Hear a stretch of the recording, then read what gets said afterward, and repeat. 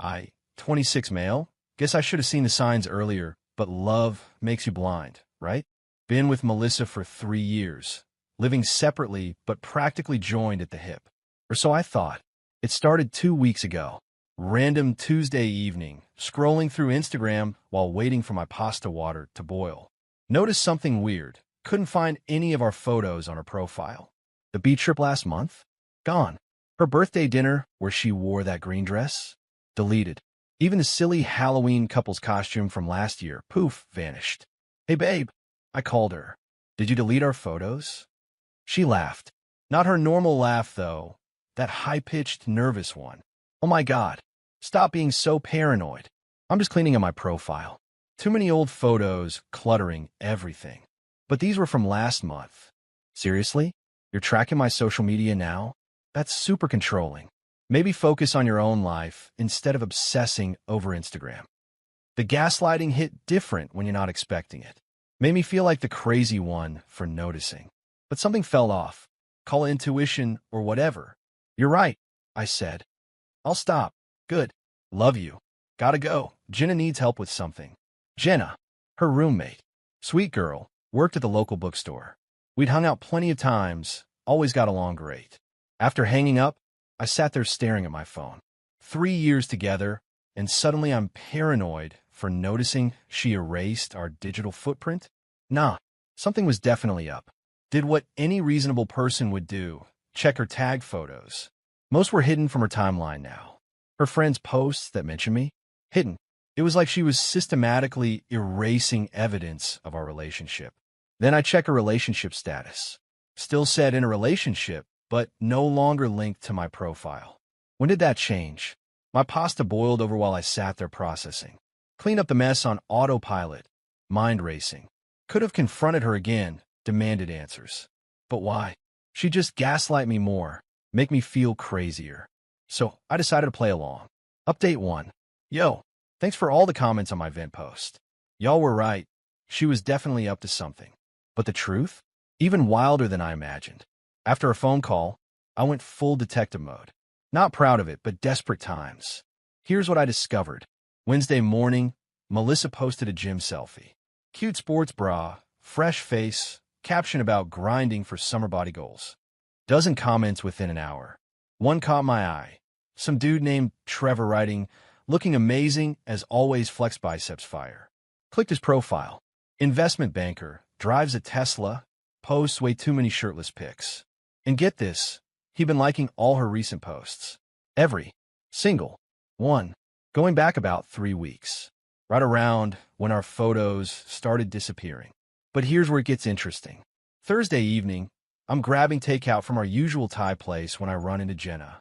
She looked uncomfortable. Hey, getting dinner for you and Melissa, she asked. Just me tonight. She said she's working late. Jenna's face did this thing. You know when someone's trying not to react, but totally failing? That. Everything okay? I asked. She glanced around like Melissa might jump out from behind the pad Thai display. Can we talk? Not here, though. We ended up at the coffee shop next door. Jenna nervously shredded a napkin while explaining. I hate being in the middle of this, she started. But you're a good guy, and, this is so awkward. Just tell me. Melissa's been talking to some guy from her CrossFit class. Trevor something. She keeps saying you two are basically over, just haven't made it official yet. My stomach dropped. She said that. Multiple times. Said you're growing apart, different life goals, whatever. But then you'll come over and she acts totally normal with you. And I'm like, what's actually happening? When did this start? Maybe a month ago. She started going to the gym way more, always dolled up. Then Trevor started texting constantly. She giggled at her phone more than a middle schooler with their first crush. I thanked Jenna for telling me. She looked relieved, but guilty. Asked if I was okay. Honestly, wasn't sure. Felt numb more than anything. Friday came. Melissa texted about having girls' night with coworkers. Sure, January whatever. Spent the evening updating my LinkedIn, polishing my resume. Not for job hunting, just needed to do something productive instead of spiraling. That's when Jenna texted, I'm so sorry. She just left, wearing the red dress you bought her for Valentine's. Said she's meeting coworkers, but Trevor posted an Instagram story at some fancy rooftop bar downtown. You deserve better. You know what? She was right. I did deserve better. Opened Instagram. Changed my relationship status to in a relationship with Jenna Martinez. Then I grabbed a beer and waited for the fireworks. Update 2. Holy hell. The entitlement. The entitlement. Remember how I changed my relationship status? Took exactly 23 minutes for Melissa to notice. My phone exploded like I'd announced World War III. First came the texts. What the actual F? Is this a joke? Take that down right now. How dare you involve Jenna in your petty games? This is so immature. We need to talk now. Followed by calls. 18 of them. I let them all go to voicemail. Then she did something I didn't expect. She came over. At 11:47 p.m. Pounding on my door like the police. Open up. I know you're in there. My roommate Kyle poked his head out of his room, raising an eyebrow. I shrugged and opened the door.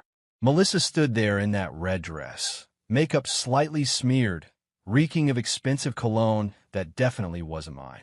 You absolute psycho, she screamed. What is wrong with you? Nice dress, I said calmly. Fun night with the co-workers? She pushed past me into the apartment. Don't deflect. Explain the Jenna thing. Now, what's to explain? You said I was paranoid for caring about social media. So I stopped caring. Updated my status. No big deal, right? You're dating my roommate? Why does that matter? According to Jenna, we're basically broken up anyway. Just haven't made it official. Her face went white, then red, then this weird purple color. She's lying. I never said that. Really? So you haven't been texting Trevor constantly? Didn't go to a rooftop bar tonight instead of girls' night? How did you? That's not. You're spying on me. Nope. Just not blind anymore. She switched tactics, tears appearing instantly. Baby, this is all a misunderstanding. Trevor's just a friend. You know I love you. Then why delete our photos? I told you I was cleaning up. Cut the crap, Melissa. The tears stopped like turning off a faucet. Fine. You want honesty? You're boring. Same restaurants, same Netflix shows, same everything for 3 years. Trevor's exciting. He has ambition. He takes me places. When's the last time we did anything spontaneous? Last month. The beach trip you deleted. A road trip to a public beach isn't spontaneous. It's cheap. There it was. The real her. So leave me for Trevor, I said. What's stopping you? She laughed bitterly. He's not looking for anything serious. But he made it clear he doesn't date women in relationships. So I just adjusted my image a little. By pretending I don't exist.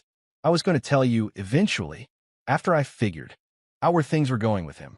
Why ruin what we have before I knew for sure? The audacity. The sheer, breathtaking audacity. Get out. We're not done talking.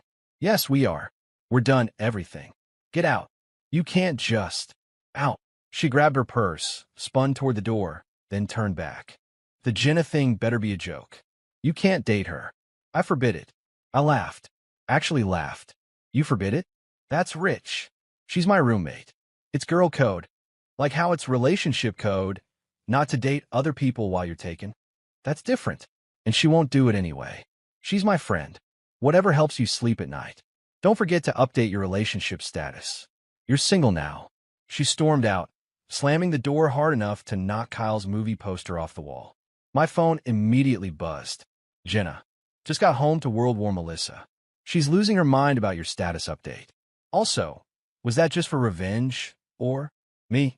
Started as petty revenge, not gonna lie. But honestly, always thought you were cool. Want to grab coffee tomorrow and talk about it. Jenna. Melissa's threatening to evict me if I even speak to you. Me?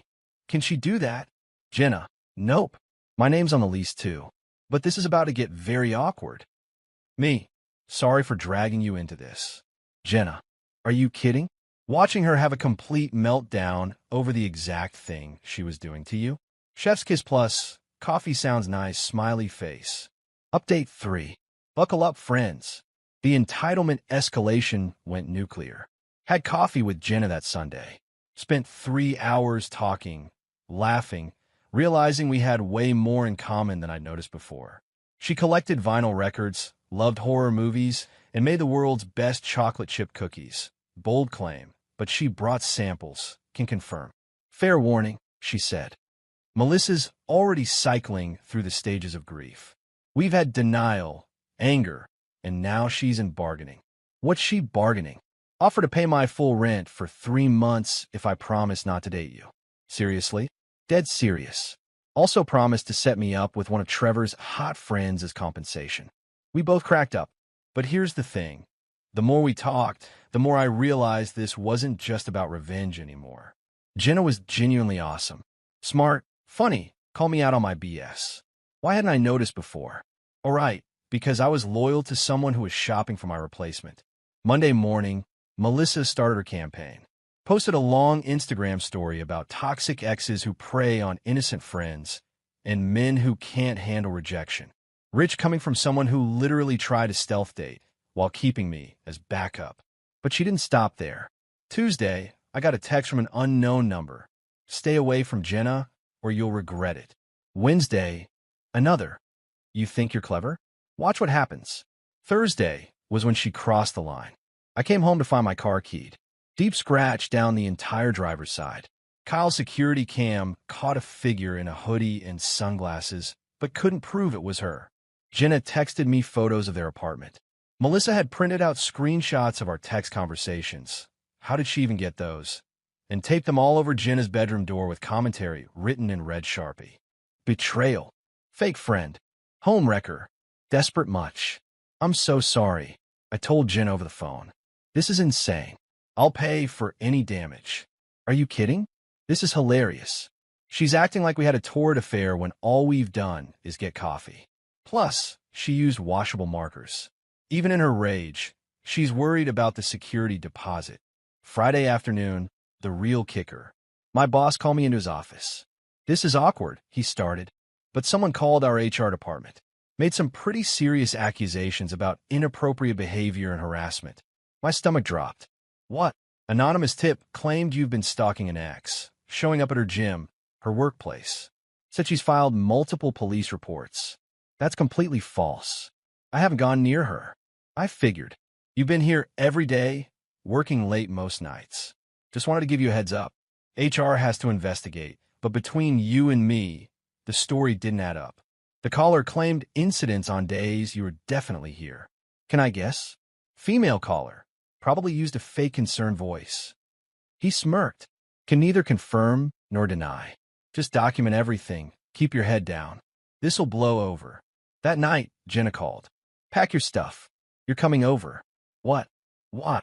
Melissa just informed me she's invited Trevor over tomorrow night. For dinner. Wants to cook for him in our kitchen. Asked me to make myself scarce. Her exact words were, I deserve to use my own home for dating. The audacity. Oh, I said sure. I'll be scarce, because I'll be at your place. But you're coming here. Jenna, I don't want to escalate. No, listen. She keyed your car, tried to get you fired, and is now acting like she's the victim. Time to end this. Trust me. Final update. Saturday night was legendary. Showed up at Jenna's apartment at 6 p.m. with takeout Chinese and a bottle of wine. Melissa was in the kitchen, wearing an apron over another expensive dress, cooking something that smelled like burnt ambition. She saw me and dropped a pan. What the hell are you doing here? Jenna invited me. That cool? And no, it's not cool. I have plans. So do we, Jenna said, grabbing plates from the cabinet. We'll eat in my room. You won't even know we're here. This is MY apartment too. Exactly. Ours. I pay half the rent, remember? Melissa looked like she wanted to throw something. Trevor will be here in an hour. Great. Hope he likes the smell of Chinese food. We set up in Jenna's room, but left the door cracked. Petty? Maybe. But after everything Melissa had pulled, we were entitled to some entertainment. Trevor arrived at 7:23. We heard Melissa gushing, apologizing for her difficult roommate situation. Yeah, babe, about that. Trevor's voice carried. You said you were single? I am. Totally single. That guy earlier was my ex. The one from Instagram? I thought you said you didn't have a boyfriend. I didn't. Don't. We broke up weeks ago. Your relationship status changed to single literally 6 days ago. Silence. Beautiful, awkward silence. It's complicated, Melissa finally said. Is it though? Because that Jenna girl, isn't she the one you're living with? And now she's dating your ex? That you claimed you didn't have. They're not really dating. He's just being petty. Jenna and I looked at each other. She grabbed my hand, squeezed it, then called out, "Actually, we are dating, but thanks for the concern." Heavy footsteps. Trevor appeared in the doorway, taller than his photos, but with that unique douchebag aura that transcends height. "You're the ex?" he asked me. "Current ex, yeah. And you're dating her roommate now? Funny how things work out." He looked at Jenna, back at me, then at Melissa hovering behind him. "This is too much drama for a second date. I'm out." "Trevor, wait." Melissa grabbed his arm. "It's not what it looks like." "Really? Because it looks like you lied about being single, try to keep some dude on the back burner, and now it's blown up in your face. I don't do complicated." He left. Melissa stood in the hallway, mouth opening and closing like a fish. "This is your fault," she screamed at me. "Both of you. You ruined everything." "No," I said, standing up. "You ruined everything when you decided I wasn't enough, but were too selfish to let me go. When you try to have your cake and eat it too. I gave you 3 years, and I gave you trust, respect, loyalty. You gave me lies and manipulation." She turned to Jenna. "And you're supposed to be my friend. Friends don't lie about their roommate's boyfriend. Friends don't tape harassment all over bedroom doors. Friends don't try to get people fired." "I didn't." "Cut the crap," I interrupted. "My boss told me about the call." "In my car?" "Really? Prove it was me." "Don't need to. Trevor just proved everything I need. You're a liar who got caught. Deal with it." She stood there, tears streaming. But not sad tears, rage tears. "You've turned everyone against me." "No, your actions did that. I just stopped enabling them. Get out. Both of you. Get out." "Actually," Jenna said, "this is my apartment too. You can't kick me out. But if living together is too uncomfortable now, you're welcome to leave." The next 2 weeks were interesting. Melissa went from rage to silent treatment to playing victim on social media. Posted cryptic quotes about betrayal, fake friends, and rising above negativity. Her friends ate it up initially until Jenna posted the photos of her door covered in harassment.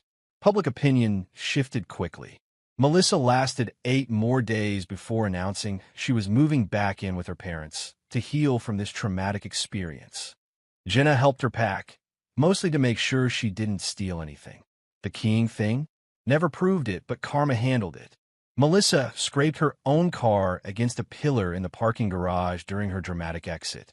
Poetic justice. As for Jenna and me, we're taking things slow. What started as petty revenge turned into something real. She makes me laugh, calls me out when I'm being an idiot, and actually communicates instead of playing games. Wild concept, right? Last week, she moved her record player into my apartment. We spent Saturday organizing our combined horror movie collection. It's simple, boring stuff. Exactly what I want. Melissa unblocked me yesterday to send one final text. "I hope you're happy." I replied with a photo of Jenna and me at trivia night, both wearing matching. I'm with stupid shirts pointing at each other. Yeah, we're happy. Sometimes the best revenge isn't elaborate schemes or dramatic confrontations. Sometimes it's just moving on and finding someone who actually wants to be with you. Someone who doesn't need to delete your existence to feel excited about life. Though changing their relationship status was pretty satisfying too. Not gonna lie,